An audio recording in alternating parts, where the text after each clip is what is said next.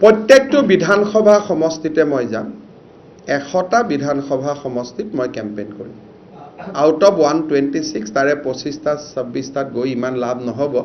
গতিকে মোৰ টাৰ্গেট থাকিব to touch 100 assembly constituency during this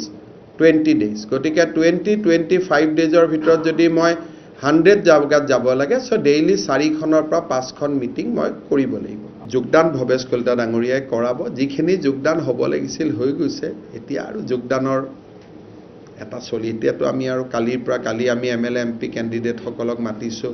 আমি এটা যুদ্ধত ওলাই গলো গাঁৱে গাঁৱে যোগদানটো হৈয়ে থাকিব ইলেকশন হলে সো কংগ্ৰেছে যিমান কাম কৰে 90% কামটো মই শিকাই দিয়া মতে গতিকে এটা কোনটো কামৰ কথা কৈছে মই নাজানো কিন্তু কংগ্ৰেছৰ টিকেট পোৱা মানুহেও মোক ফোন কৰে দাদা হেল্প কৰি দিব বুলি মই কাৰো নাম নলওঁ কিন্তু মোৰ কেতিয়াবা ইলেকশনৰ পিছত আপোনালোকক মোবাইল মই দেখুৱাম নাম তেনেকে ঢাকি পেলাই টিকট পোৱা মানুহে মোক ফোন কৰে দাদা সহায় কৰিব বুলি সেইকাৰণে এটা পৰিয়াল টাইপ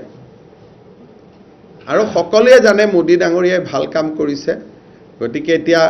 মই চেষ্টা কৰিলেতো ক্যান্ডিডেটকে উইথড্ৰ কৰাই দিব পাৰো সেইবিলাক ঠিক নহয় কাৰণে নকৰাও এইটো আসলতে লিলি হোটেলৰ মালিকে খুব ভাল এটা কেম্পেইন কৰিলে যে মিটিং পাতক আমাৰ তাত আৰু তেওঁলোকৰ মাৰ্কেটিং ষ্ট্ৰেটেজিক আমি ধন্যবাদ জনাব লাগিব আৰু লিলি হোটেলৰ মালিকৰ পৰা শিকিবলগীয়া আছে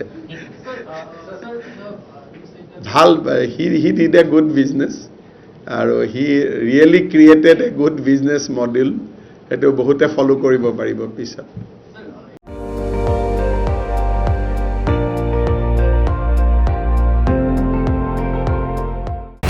আপুনি চাই আছে ND24